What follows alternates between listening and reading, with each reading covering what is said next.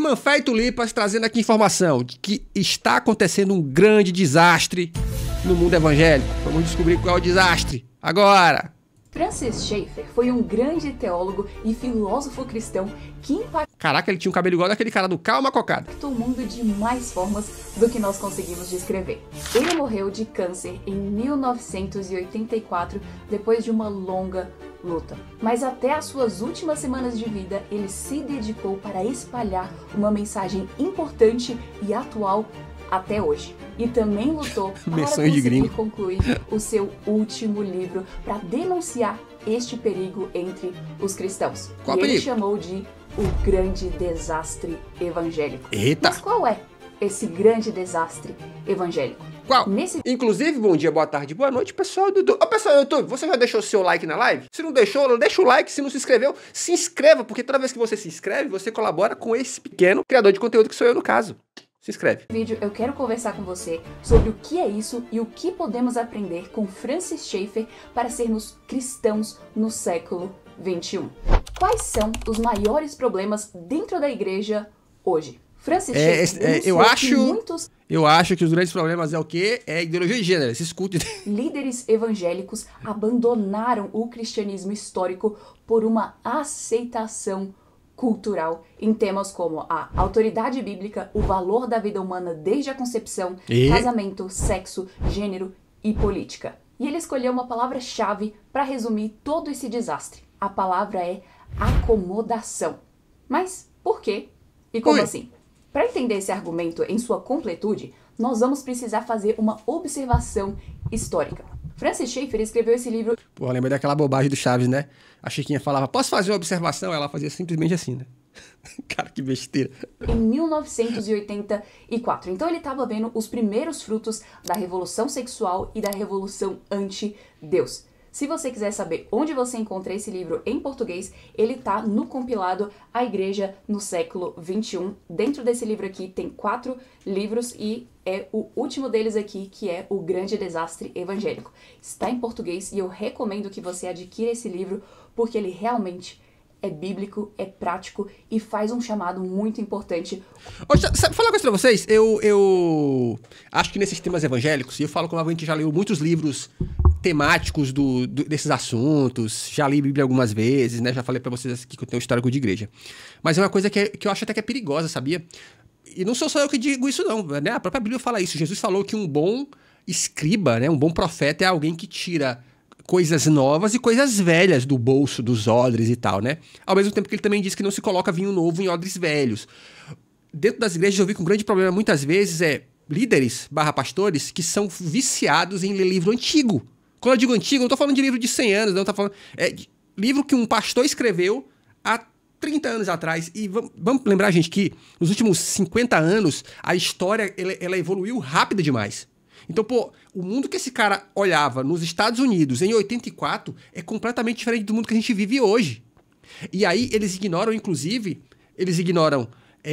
os desejos pessoais desse cara e acham que tudo que ele desejava, tudo que ele queria era o desejo de Deus e não necessariamente é verdade. Hoje, inclusive hoje de manhã eu tava vendo um vídeo do cara que é líder da igreja Assembleia de Deus no Brasil hoje, pelo menos na região norte, acho que eu esqueci o sobrenome dele.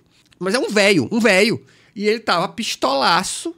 Não vou, Como a gente olha vai só, ver. peraí.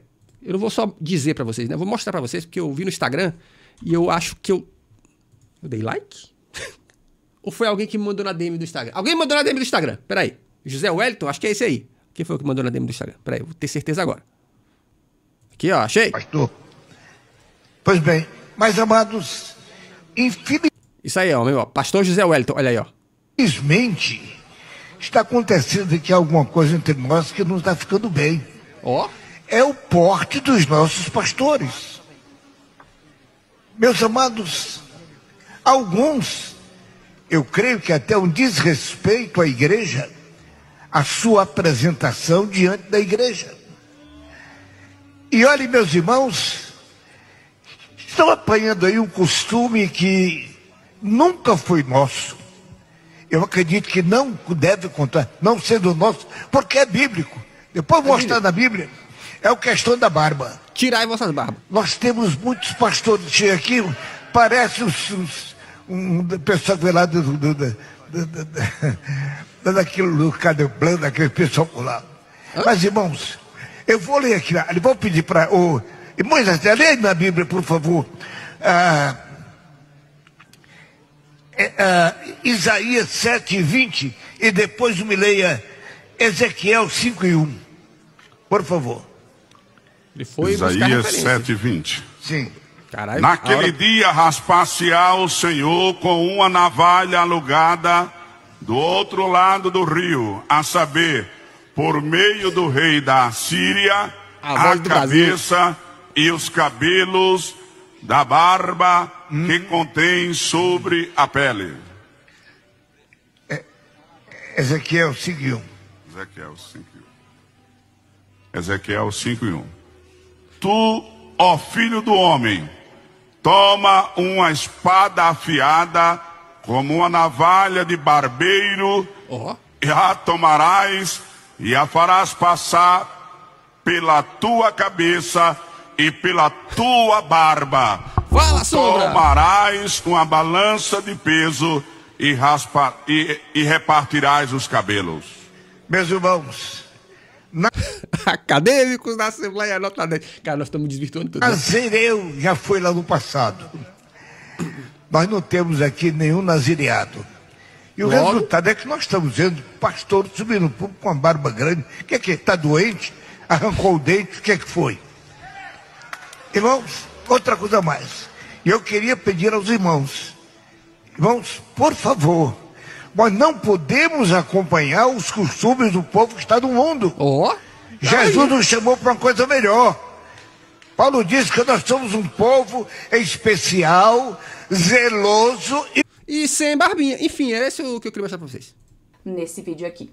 Mas voltando, Francis Schaeffer escreveu em 84, então ele estava vendo os primeiros frutos de toda a revolução que estava acontecendo.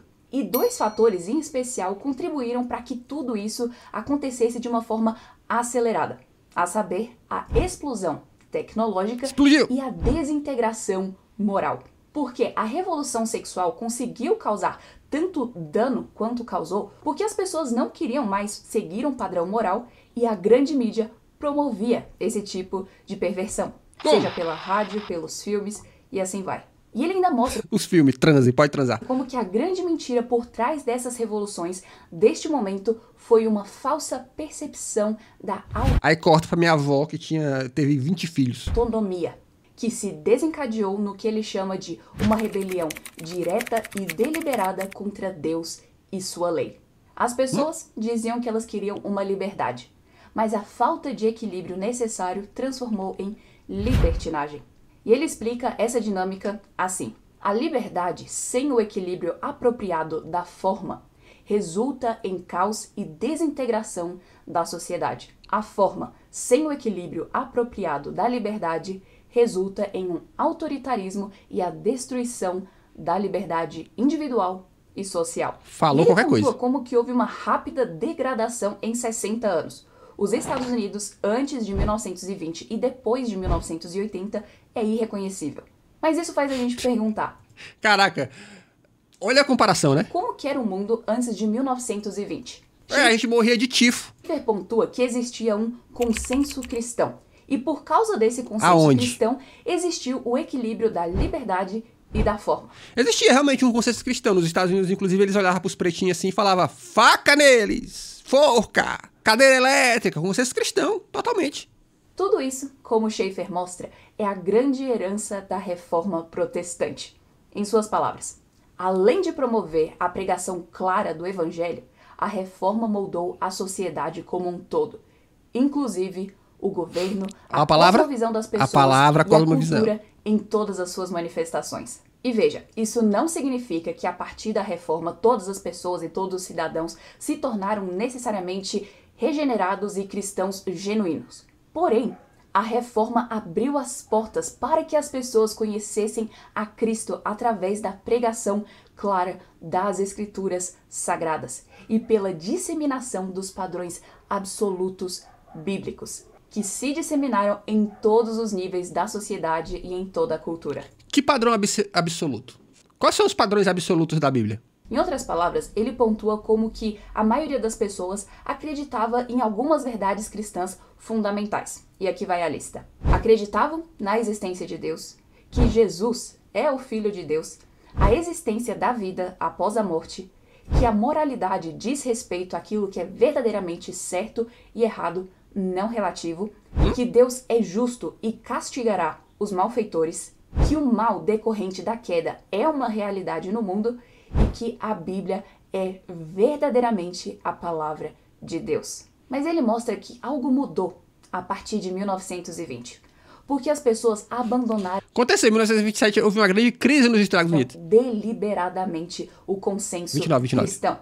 E parafraseando o que ele diz, a verdade que antes estava fundamentada em um consenso bíblico e um ethos cristão se transformou em uma liberdade autônoma e desenfreada em que o homem se colocou no lugar de Deus, se rebelando contra o conhecimento, contra a moral e contra a verdade espiritual. Bom comentário aqui, ó. Ela tá rezando o credo. Isso aí é o credo de Nicéia. Olha aí, ó. Estabelecidos por Deus. E ainda que quando esse consenso cristão é abandonado, esse vazio é preenchido pelo autoritarismo manipulador. E essa análise que ele fez continua sendo completamente verdadeira até hoje. E nós estamos vendo como a degradação moral chegou ainda mais longe. E infelizmente ainda muitos cristãos não têm uma compreensão correta do que nós estamos vivendo. E entre alguns exemplos que o Schaeffer coloca. Quem poderia imaginar, em 1920, que milhões de crianças seriam mortas antes de nascer? Ai, ó o abortilso chegando aí, ó. Não, Fetilson, esse é o nome. Gente, e agora? Tem gente abortando pelo mundo.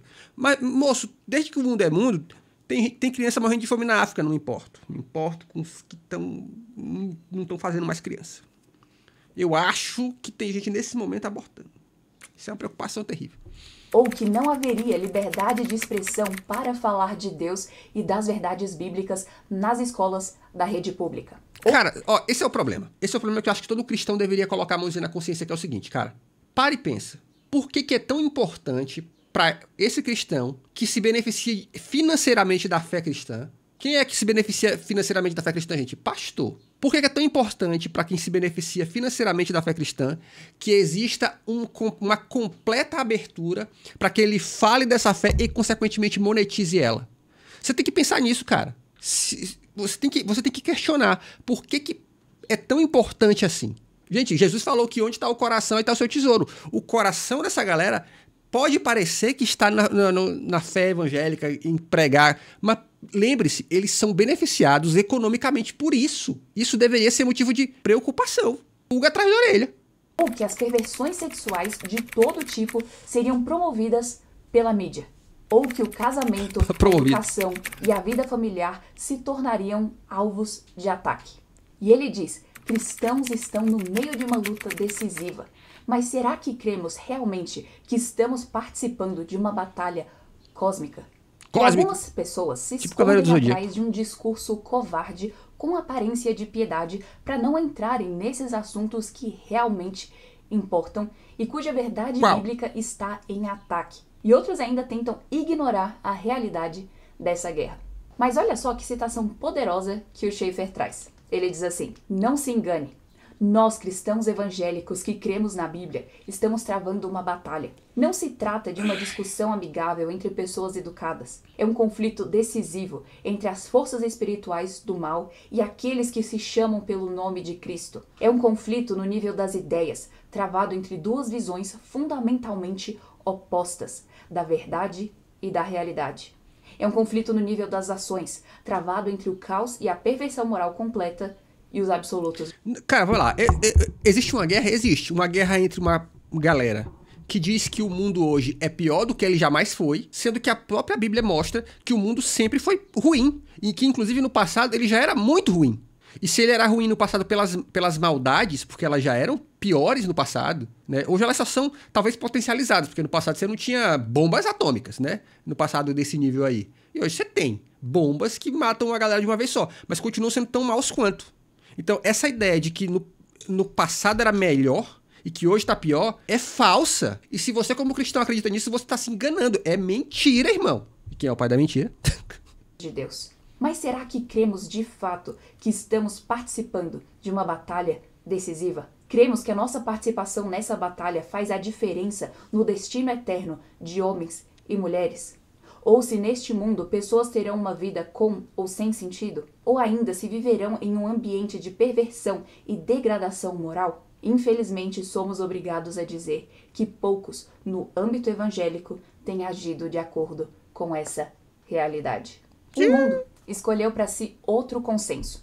Ele trocou o consenso cristão por um consenso que vem do iluminismo e afirma que tudo pode ser relativo e arbitrário, colocando o homem no centro. Não necessariamente, eu discordo. Cara, olha que doideira, né? Segundo a Bíblia, quando Jesus esteve na Terra e que ele foi questionado sobre assuntos que seriam não só de interesse da lei judaica, né? Como de interesse público, ele sempre trouxe respostas muito coerentes com as duas coisas. Muito coerentes. Só que o cristão, me parece que tem o cristão hoje em dia, ele tem uma dificuldade de tentar trazer respostas coerentes. E aí, óbvio, né?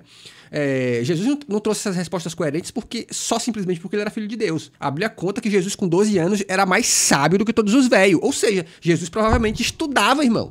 O problema do cristão, hoje em dia, é que ele não estuda. Não estuda o quê? Não estuda a Bíblia. Ele fica lendo um monte de livro de autores velhos que falam de uma realidade falsa, muitas vezes, porque basicamente esse cara vivia cercado no seu próprio mundo. E aí ele acha que o mundo é aquilo ali. E não é, pô. Cara, você mora no Brasil. O Brasil é diferente.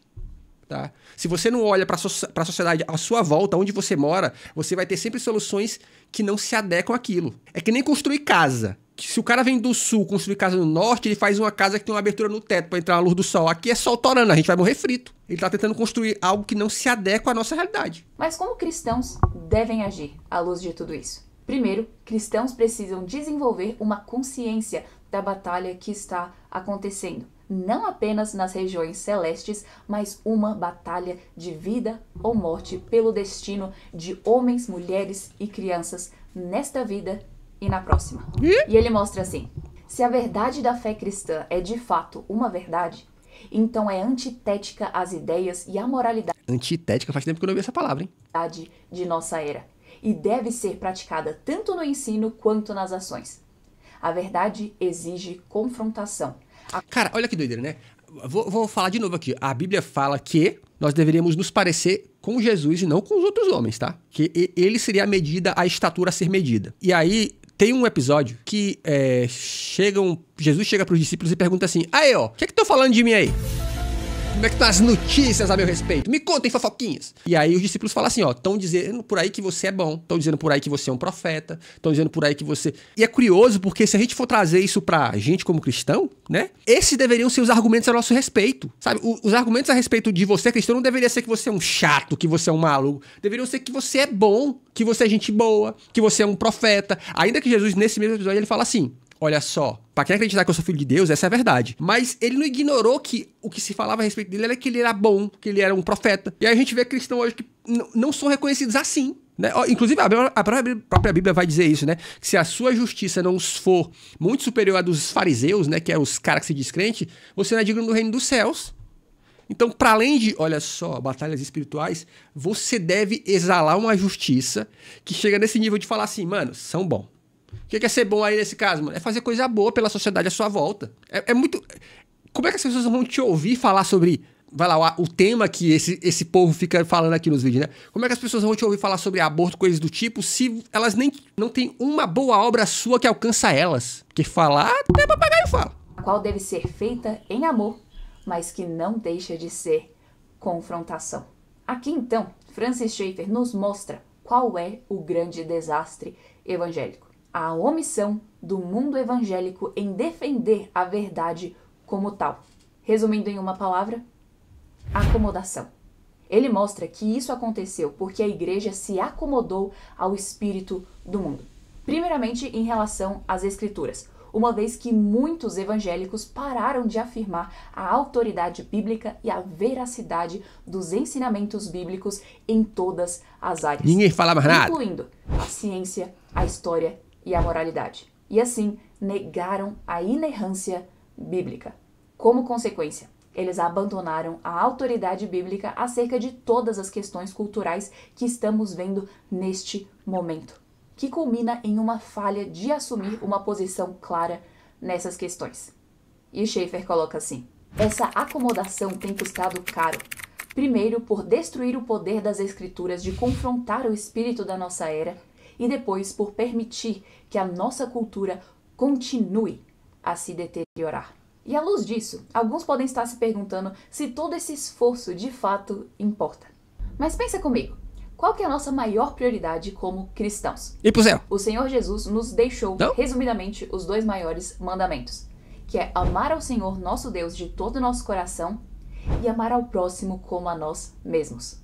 E isso significa que se amamos a Deus de todo o nosso coração, vamos amar os padrões que Ele mesmo nos deu de santidade e zelo pela sua palavra, que é inerrante e infalível. Inerrante, e nós amaremos inefável aos outros, zelando pela verdade e lutando por um mundo com princípios que sejam verdadeiramente bons para eles também. Nós não ficaremos parados diante de uma degradação e colapso moral. Schaeffer diz assim: se amamos verdadeiramente o Senhor e o nosso próximo, sofreremos de compaixão pela humanidade de hoje em nosso país e em todo o mundo. Devemos fazer todo o possível para ajudar essas pessoas a verem a verdade do cristianismo e aceitarem a Cristo como Salvador. Não devemos permitir que a autoridade da Bíblia seja permitida pela acomodação, por mais sutil que seja. Trata-se de algo particularmente importante para aqueles que se denominam evangélicos. Precisamos nos opor com igual veemência ao espírito da presente era que provocou a desintegração da moralidade e a perda da terrível sensibilidade humana. Para isso, devemos defender, em especial, Mas de novo, ó, que sensibilidade ele tá falando, cara? Historicamente, a sensibilidade humana só melhora. Socialmente falando, tá? De novo, a gente vive, não muito tempo atrás, a sensibilidade dita desse povo, principalmente americano aí, de onde ela puxa as suas maiores referências.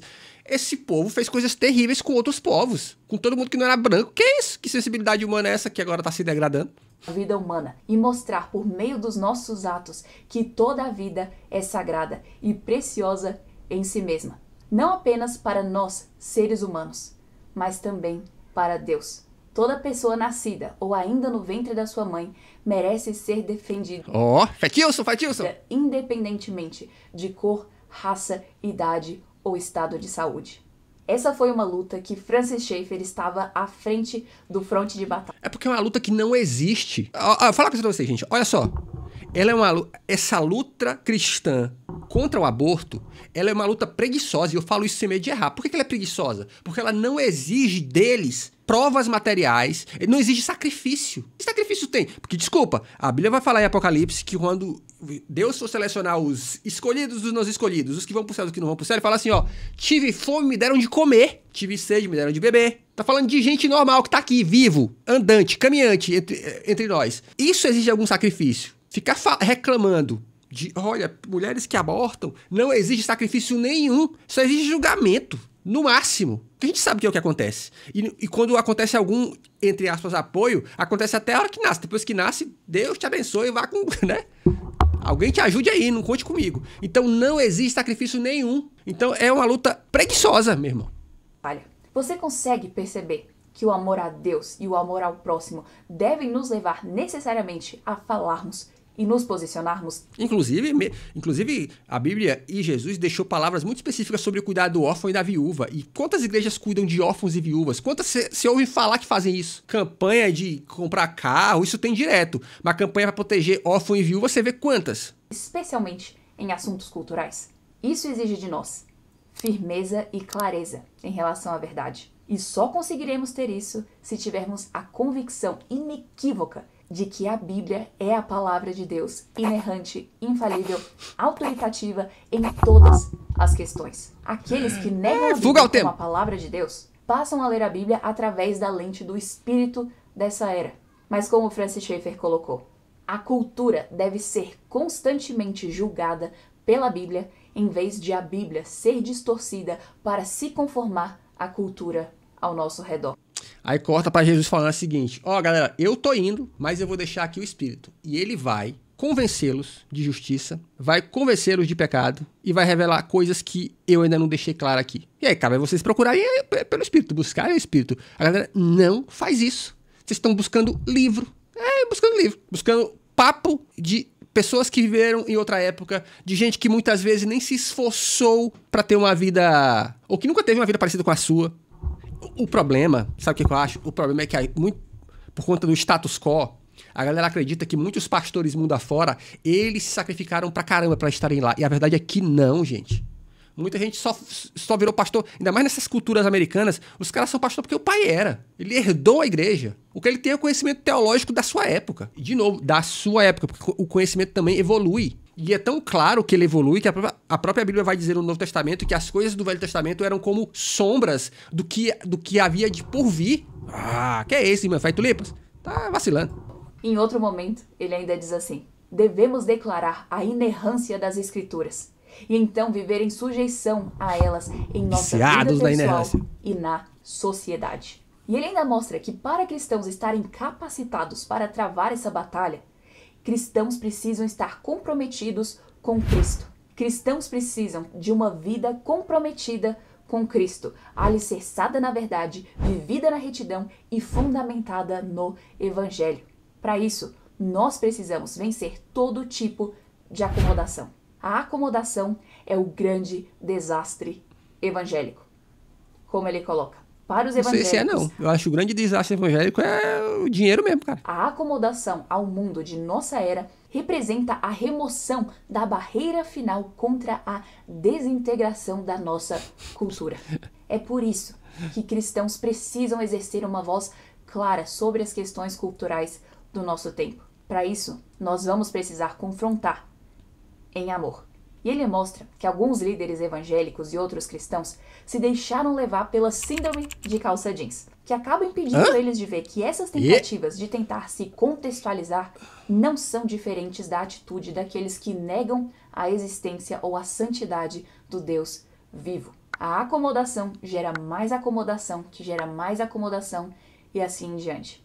Eu acho interessante que no final do livro, o Schaeffer faz uma convocação para cristãos se tornarem radicais. Ele conta que em setembro de 1965, ele foi convidado para palestrar em uma faculdade, na Wheaton College, em uma época que estava acontecendo um movimento de rebelião entre os jovens, inclusive lá. E ele testemunha que foi justamente este grupo de jovens radicais que entenderam a mensagem de que o cristianismo verdadeiro é uma voz radical no mundo moderno e deve abranger todas as áreas da vida. E ainda, que nós precisamos de uma geração de radicais, especialmente jovens radicais em prol da verdade e de Cristo, para confrontar tudo o que há de errado e destrutivo.